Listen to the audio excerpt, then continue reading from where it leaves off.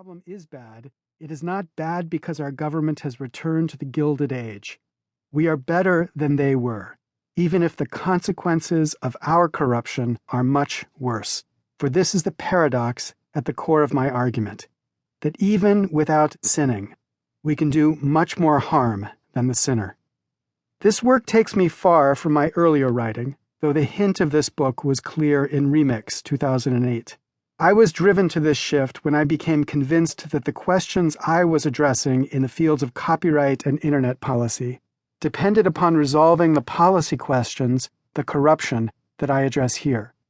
I thus left copyright and internet policy and began a process to learn as much as I could about a vast and largely undefined field. That work has brought me back to Harvard, where I am now the director of the Edmund J. Safra Center for Ethics, and where I direct a 5-year research project studying this, quote, institutional corruption generally. It has also pushed me to help forge a multi-partisan political movement, which I describe in the appendix, to demonstrate the need for the objectives of both the right and the left for this fundamental reform.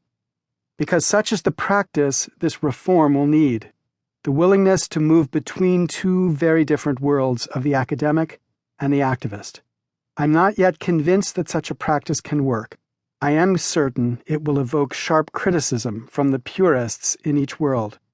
But if above that din there are citizens who can glimpse a path to reform, that criticism is a small price to pay. Introduction.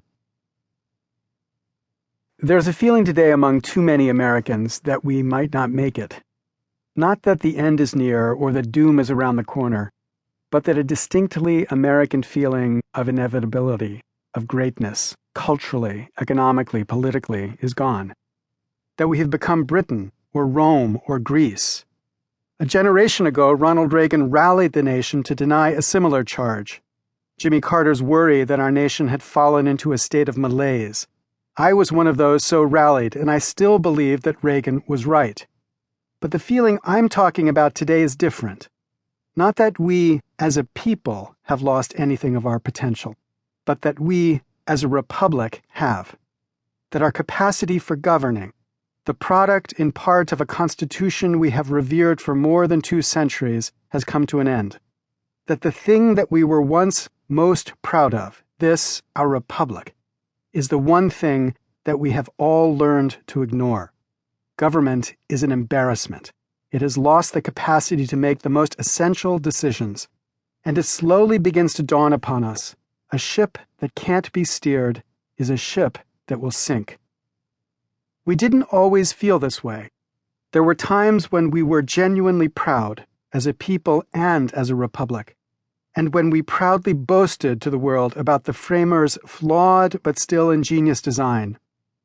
No doubt we still speak of the founding with reverence, but we seem to miss that the mess that is our government today grew out of the genius that the framers crafted 2 centuries ago.